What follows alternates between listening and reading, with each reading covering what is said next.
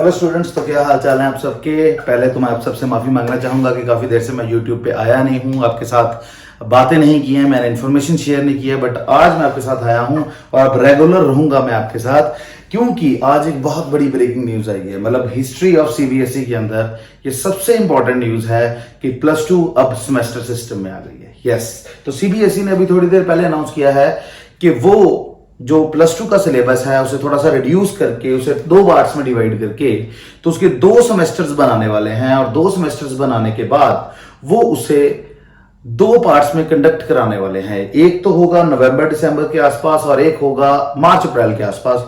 तो इसकी डिटेल्स हम इस वीडियो में स्टडी करने वाले हैं। तो सबसे पहले वीडियो को लाइक कर दीजिए, शेयर कर दीजिए, सो दैट जिनको नहीं पता वो पता कर लें। तो चलिए शुरू करते हैं। तो यहाँ पे जैसे आप देख रहे होंगे कि दैट्स माय न्यू लोगो, तो आपको कैसा लगा ये कमेंट सेक्शन में जरूर आप बताना।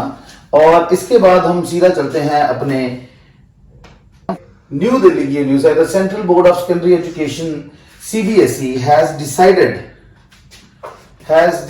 to rationalize the syllabus for the academic session 21-22 for the classes 10th and 12th, यानी कि 10th और 12th दोनों के ही सिलेबसेस को दोबारा कंसिडर किया जाएगा। जो एक्सपर्ट्स हैं वो बैठेंगे, जो कनेक्टिविटी चेक करेंगे कि कौन सी कनेक्टिविटी का सिलेबस कौन से सेमेस्टर में आना चाहिए और कौन सी कनेक्टिविटी का सिलेबस कौन से सिलेबस में आना चाहिए, कौन से सेमेस्टर में आएगा, उसको जज करेंगे और फिर आपके सामने पेश करेंगे। लो जी, तो यहां पे उन्होंने बात की है, देखो अगर आप ध्यान से यहां पे स्टडी करो कि the board will conduct the examination at the end of each term on the basis of fabricated syllabus. मतलब फैब्रिकेटेड सिलेबस के हिसाब से आपके पेपर होंगे। This is done to increase the probability of having the board exams conducted of the classes 10th and 12th at the end of the academic session. इसका मतलब है जैसा कि 21 में हुआ कि एग्जामिनेशन हुए ही नहीं, ठीक है, तो ऐसे ही बच्चों को पास कर दिया गया, बट ये दोबारा से ना हो, इसको इंश्योर करने के लिए उन्होंने 2 पार्ट्स में एग्जामिनेशंस आपके लेंगे और उसके लिए उन्होंने एक बहुत बेहतर टेक्नोलॉजी बनाने की कोशिश की है। इसका मतलब है कि इस बार एक बात तो पक्की है कि एग्जामिनेशन जरूर होंगे, चाहे वो ऑफलाइन हो चाहे वो ऑनलाइन हो, वो होंगे जरूर। ये गारंटी लेके चलिए आप मेरी बात, क्योंकि अगर यहां पे आप ध्यान से देखें तो यहां पे उन्होंने सिंपल सी बात बोली है कि board had to cancel the class 10th and 12th board examination in the view of Covid crisis. इसका मतलब है कि बोर्ड को बहुत प्रॉब्लम्स आ रही हैं रिजल्ट फाइंड आउट करने के लिए, बिकॉज वो आपके 10th का रिजल्ट देख रहे हैं, 11th का देख रहे हैं, 12th का देख रहे हैं। 10th वालों को तो डायरेक्टली पास आउट कर दिया है। तो अब ये समझ नहीं आ रही है कि अगर ये ऐसा चलता रहा तो पढ़ाई का तो रवाज ही खत्म हो जाएगा, है ना। हम तो पढ़ेंगे नहीं, हम जरूरत ही क्या है पढ़ने की, जब भगवान हमारी तरफ खुद आगे खड़े हो गए हैं, मोदी जी हमारी तरफ आगे खड़े हो गए कि हमने पास करना है, तो कैसे गाड़ी चलेगी। पर क्योंकि मोदी जी को भी ये पता है कि पढ़ाई बहुत ज्यादा इंपॉर्टेंट है, तो उन्होंने गाइडलाइंस दी होंगी। तो सीबीएसई वालों ने क्या किया है कि सेशन 21-22 को उन्होंने एक फोकस असेसिंग स्टिपुलेटेड एक कमेटी बनाई है जो एग्जामिनेशन को कंपेटेंसी बेस्ड करेगा, यानी कि उसके अंदर आपकी बेसिक नॉलेज को और कोर कंसेप्ट्स को इंक्रीज करने की कोशिश की जाएगी। उसके अंदर क्या है कि transparent, technology driven and advanced provision alternative for the different future scenarios. कि हमारे पास अब काफी सारे वेरिएंट्स आने की प्रॉब्लम है। जैसे पहले हमारा कोरोना का फर्स्ट वेरिएंट आया, फिर डेल्टा आया, अब डेल्टा प्लस आ रहा है। तो उसके चक्कर में आपकी पढ़ाई का नुकसान ना हो, आपके एग्जामिनेशन टाइम पे हो, तो उसको लेके उन्होंने एडवांस प्रोविजंस बनाए हैं। तो उसके अंदर इन्होंने एक और बात की है कि जो असेसमेंट है, इंटरनल असेसमेंट है क्लास 9th और 10th की, ठीक है, ये जरूर जारी रहेगी। इसके अंदर उन्होंने कुछ चेंजेस लेके आए हैं कि जो 3 पीरियोडिक टेस्ट होते हैं उनके marks, student enrichment portfolio, practical work, speaking listening activities, projects, उनके बेसिस पे आपके इंटरनल असेसमेंट्स लगेंगे। यानी कि ये नंबर सीधे सीधे आपके स्कूल के हाथों में है। अगर आप स्कूल के अंदर अच्छा परफॉर्म कर रहे हो तो बढ़िया असेसमेंट जाएगी, और अगर आप नहीं परफॉर्म कर रहे हो तो बुरी असेसमेंट जाने वाली है। सो क्लासेस 11th 12th के अंदर हमारे पास इंटरनल असेसमेंट जो है वो टॉपिक और जो यूनिट टेस्ट होते हैं और उनके जो एक्सप्लोरल एक्टिविटीज होती हैं, जैसे फॉर एग्जांपल कई बार टीचर बोल देते हैं कि एक टॉपिक है, इस पे रिसर्च करके आप थोड़े बहुत पेजेस लिख के लाओ, छोटा मोटा प्रोजेक्ट बना के लाओ उन पे, और जो आपके प्रैक्टिकल्स और प्रोजेक्ट्स टीचर देंगे आपको, उनके बेसिस पे आपके मार्क्स लगने वाले हैं। तो इस चीज को आप जरूर अपने दिमाग में लेके चलना, जो मैंने अभी आपको मार्क करवाई है।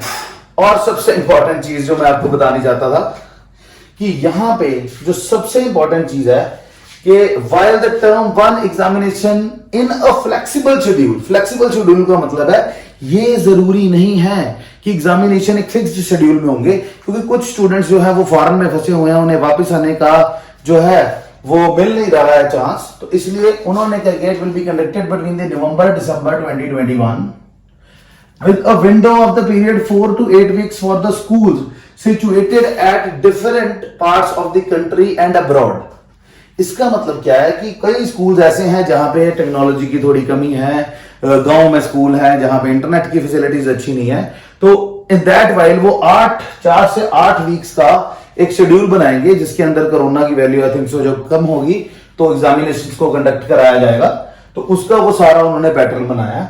और term 2 would be held around March April 2022 and the examination fixed by the board, मतलब जो एग्जामिनेशन जो है बोर्ड ने फिक्स किए हैं उसके ऊपर ही आपके एग्जामिनेशंस होंगे, यानी कि आपको एग्जामिनेशन सेंटर में ही जाना पड़ेगा। देखो छोटी छोटी बातों को अगर हम पकड़ें तो यहां से हमें यह पता चल रहा है कि गवर्नमेंट ने एक कोई बहुत ही खतरनाक पॉलिसी बनाई है जिसके साथ ये वो इंश्योर करना चाहते हैं कि आपके एग्जामिनेशंस हों ही। इसका मतलब क्या है कि एग्जामिनेशंस होने वाले हैं, बच्चों को पढ़ना शुरू कर दो। जो अभी तक हाइबरनेशन मोड पे हैं, जिनको लग रहा है कि ये साल भी ऐसे निकल जाएगा, तो बेटा नहीं निकलने वाला, यू हैव टू स्टडी। इसका मतलब यह है कि गवर्नमेंट पहले तो एंड में आके सीरियस हुई थी, इस बार वो अभी से सीरियस है कि हमने पेपर लेने हैं, किस तरीके से लेने हैं, कैसे लेने हैं। और सेमेस्टर के अंदर प्रॉब्लम ये होगी कि दूसरे वाला पार्ट जो होगा आपका दूसरा पार्ट वो सिर्फ 3 महीने का होने वाला। ध्यान से देखो, दिसंबर के बाद जनवरी 13 तक, तो देखो अगर मैं पंजाब की बात करूं, मैं पंजाब का रहने वाला हूं, तो यहां पे तो 15 तारीख तक लोहड़ी चलती रहती है, ठीक है। तो प्रेपरेशन चलेंगी, 15 दिन वहां पे आपके निकल जाएंगे। उसके बाद 15 जनवरी से लेके 15 फेब, 15 मार्च और मार्च में पेपर। तो हमारे पास बचे कितने महीने? We are just having approximately 2 to 2.5 months. तो 2.5 महीने के अंदर हमने अप्रोक्सीमेटली आधा सिलेबस कवर करना है, यानी कि आपको थोड़े सा पार्ट उसका पहली टर्म के अंदर ही खत्म करना पड़ेगा। यानी कि जैसे ही आपको अब नई मैं अपडेट दूंगा, जब भी सीबीएसई हमारे पास एक न्यूज प्रोवाइड करेगी जिसके अंदर हमारे पास न्यू सिलेबस होंगे, तो मैं आपको बताऊंगा। तो उसके अंदर मैं आपको पैटर्न भी बताऊंगा कि उसको कैसे फॉलो करें जिससे आपका अच्छे तरीके से सिलेबस तैयार हो जाए।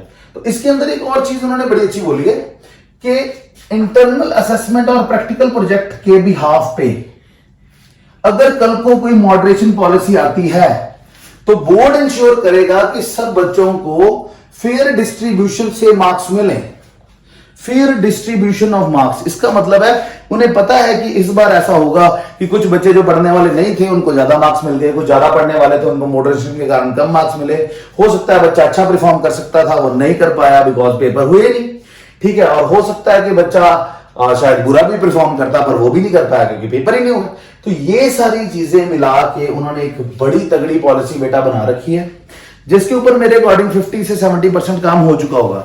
अब आपको मेंटली प्रिपेयर करने के लिए उन्होंने आज एक न्यूज निकाली है और मेरे को था मैं लेट ना हो जाऊं आपको बताने में, तो इसलिए मैंने रात को 12-12:30 बजे ये वीडियो शूट कर रहा हूं मैं कि आपको पता चल जाए टाइम से, बिकॉज मैं आगे ही थोड़ा रिग्रेट कर रहा था अपने पे कि मैं वीडियोस नहीं बना पा रहा हूं आपके लिए।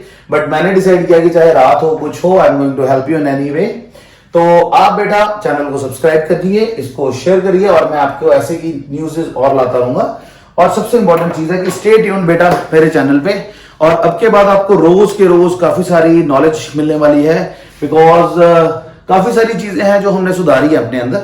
बट एक चीज जो मैं आपसे बात करनी चाहूंगा कि बिल्कुल ढीले मत होना बेटा।